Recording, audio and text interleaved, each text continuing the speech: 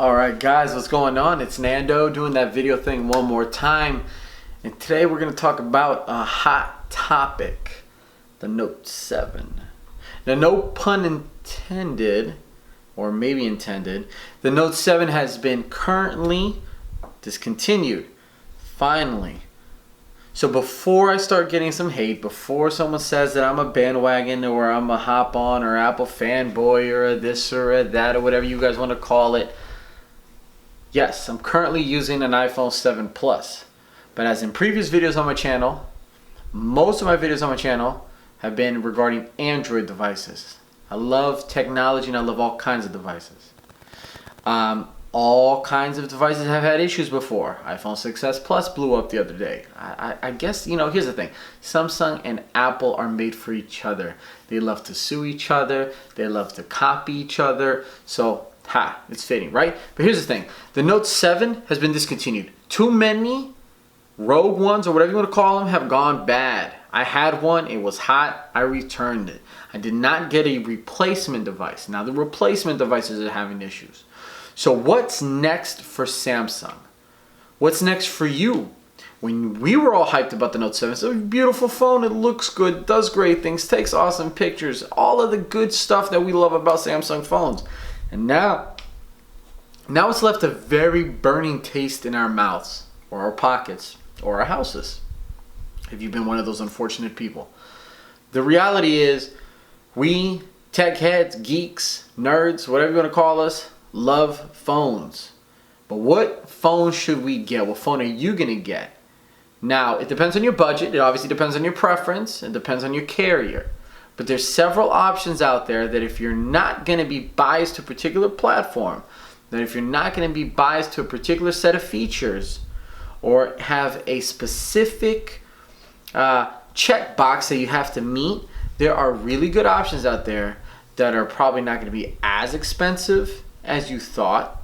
You'll probably save some money, and if you want to go and spend more money, you're probably going to get a lot of things about that device that you didn't expect to enjoy. Now, two devices I've looked into, used, enjoyed, and actually done reviews on my channel that cost, or I should say, less than half the price of a Note 7. Now, a Note 7 cost me $933.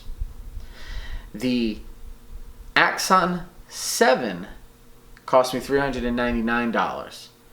The Huawei Honor 8X, or Honor 8, cost me $399.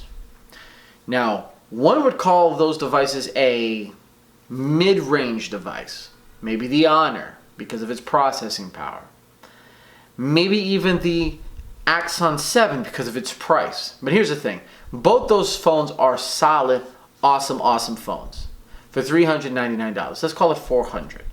Personally, I prefer the Axon 7. It has a Snapdragon 820 in there, so it's more future-proof. It comes with more, actually more memory, more gigabytes, 64 of them.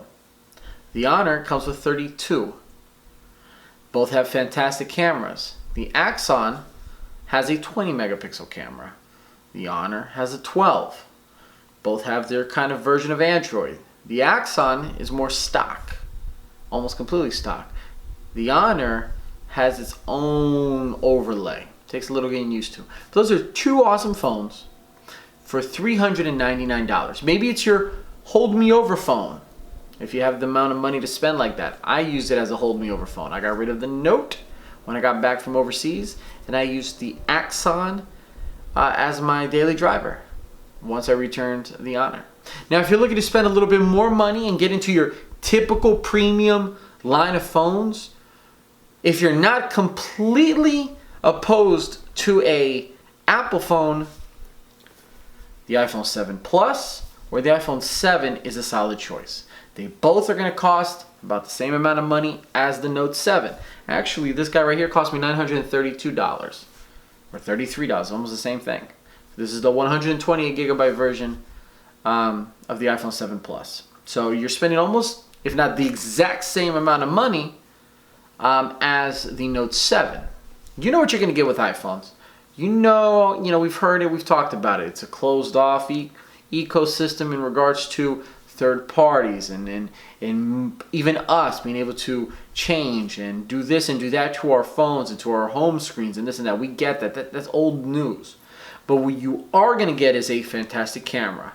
You are going to get fantastic battery life. You are going to get fantastic apps. And you are going to get a fantastic ecosystem if you are already committed or are thinking about committing to the Apple ecosystem, be it an iPad or a Mac or an Apple Watch, iPod, all that stuff. If you're in it, you're going to reap the benefits.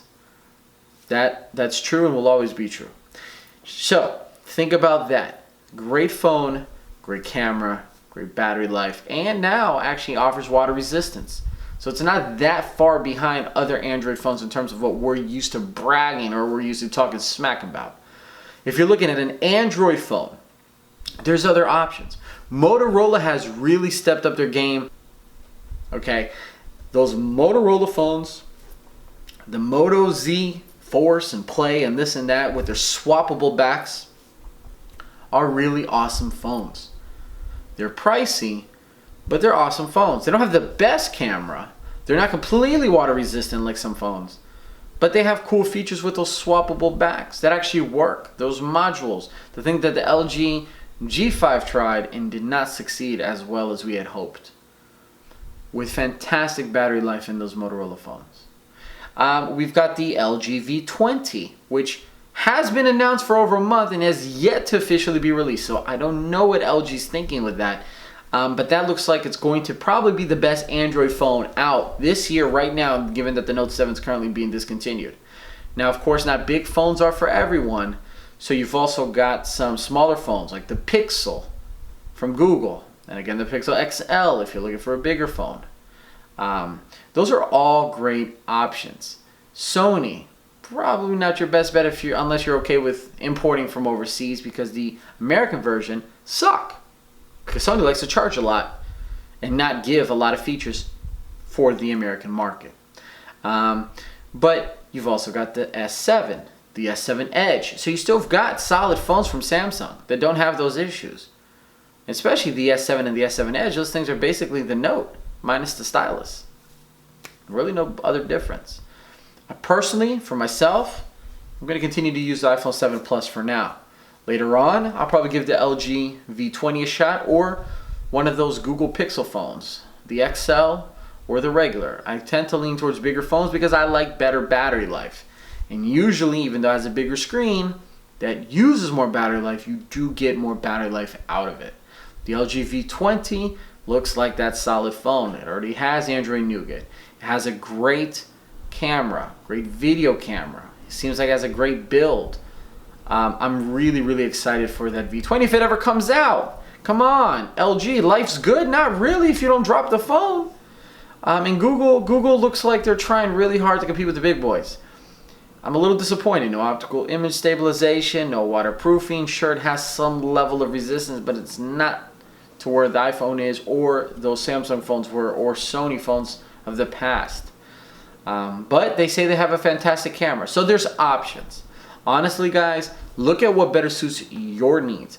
I really wish that all of us as tech heads, geeks, nerds, however you want to call it, however you want to stamp yourself, would start to learn to appreciate what other companies have to offer. Why discriminate against other devices, other pieces of technology, because we don't like that company? For what?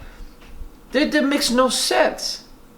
I'm using a PC laptop right now. I have a Mac over there. Now, if you don't have the money to get this and that, that's understandable. But ultimately, you're using something. But there's so many people out there that are like, I'll never use a Mac. I'll never use an iPhone. I'll never use this. I'll never use that. And a lot of Apple users, I'll never use a Windows device. I'll never use an Android phone or this or that or Chromebook. It makes no sense. Right now, we are in a wonderful, wonderful moment in time where there's options, there's choices. And a lot of these choices borrow pieces of technology from each other. Some call it copying. It's super hard to innovate because people are making each other's pieces of technology.